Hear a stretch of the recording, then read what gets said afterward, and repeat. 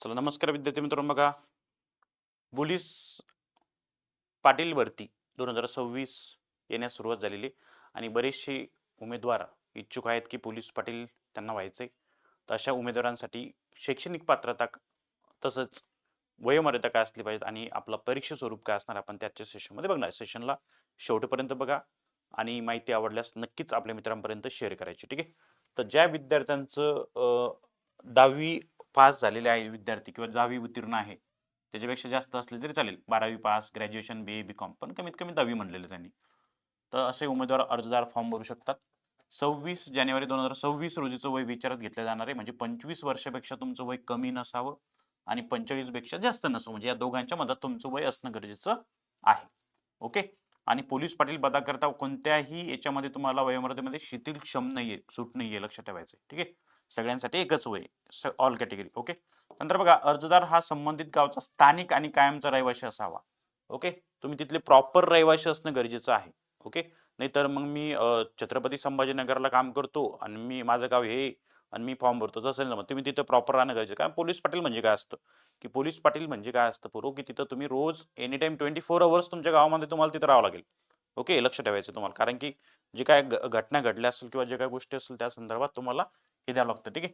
आणि पेमेंट सुद्धा चांगलं पोलीस पाटलाला 15,000 प्लस आपण जर बघितलं 15,000 प्लस पेमेंट आहे भत्ते कित्ते सगळं ओके काहीच काम नाही आहे ना.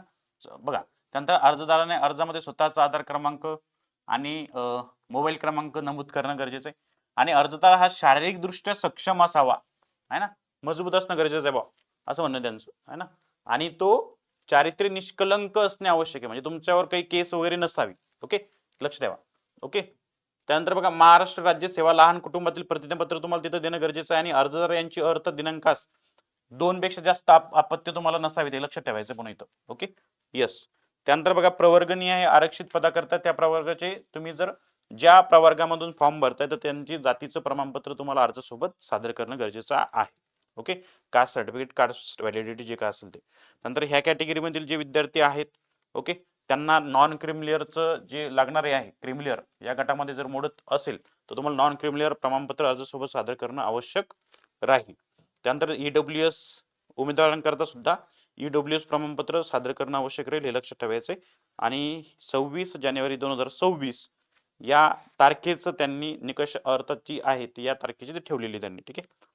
पेपर बघा काय असतो 80 मार्काचा लेखी परीक्षा असते 20 मार्काची तोंडी परीक्षा असते 100 गुणांचा एकूण पेपर असतो. ओके. प्रत्येक प्रश्नाला 1 गुण आहेत निगेटिव्ह मार्किंग वगैरे तर काही संबंध नाहीये. बहुपर्याय म्हणजे ऑब्जेक्टिव्ह स्वरूपाचा पेपर आहे. ओके. यामध्ये तुम्हाला 10वीच्या बेसवर पेपर होणार आहे हे लक्षात ठेवायचे. सामान्य ज्ञान गणित तिथं राहता तुम्ही ज्या जिल्ह्यामध्ये तालुक्यामध्ये राहता तिथली माहिती चालू घडामोडी या संबंधित तुम्हाला लेखी परीक्षेमध्ये विचारलं जातं. आणि तुम्हाला तोंडी परीक्षेकरता जर लेखी परीक्षेमध्ये तुम्हाला 80 पैकी 36 गुण मिळाले किंवा 45% गुण मिळाले तर तुम्हाला तुमची तोंडी परीक्षा होते लक्ष ठेवायचं किंवा तोंडी परीक्षेसाठी तुम्ही पात्र ठरता. त्याच्यापेक्षा कमी असेल तर घरी बसावं लागतं ठीक आहे लक्ष ठेवा. आणि पेपर सोडवण्याकरता तुम्हाला काय म्हणलं त्यांनी ब्लॅक आहे ना काळ्या शाईचा बॉल पेन वापरावा लागतोय लक्ष ठेवायचं हे लक्षात ठेवायचं ठीक आहे. या बेसिक गोष्टी आहे. फॉर्म काही काही जिल्ह्यामध्ये सुटलेले फीज 1,000 रुपये आहे. ओके. ओपन कॅटेगरी इतर कॅटेगरीसाठी 900 रुपये आहे. पगार पण चांगला आहे 15,000 रुपये पगार आहे. ओके. यस. आणि त्यासाठी तुम्हाला अभ्यास करायचा आहे.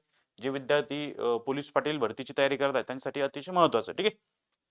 काही डाऊट असेल तर कमेंट बॉक्समध्ये कमेंट करा आणि संतोष के अकॅडमी ॲप डाउनलोड करा त्यामध्ये तुम्हाला मॅथ्स सेशन भेटून जाईल मॅथ्स आणि मराठी ग्रामर. ओके. म्हणजे तुमची कोणत्या एक्झामसाठी आपलं मॅथ्स जे आहे ते सगळ्या एक्झामसाठी चालणार आहे. ओके. तुम्ही म्हणजे 10वी बसून तर UPSC पर्यंत ओके तर असं सगळं मॅथ्स आपण याच्यामध्ये कव्हर केलेलं आपलं ॲप डाउनलोड करा त्यामध्ये तुम्हाला बॅचेस दिसून जाईल ठीक आहे. यस. काही अडचण असेल तर सांगा. ओके. कमेंट बॉक्समध्ये कमेंट नक्की करा आणि आपल्या मित्रांना लिंक शेअर करायची ठीक आहे. भेटूया नेक्स्ट सेशनला. जय हिंद जय महाराष्ट्र.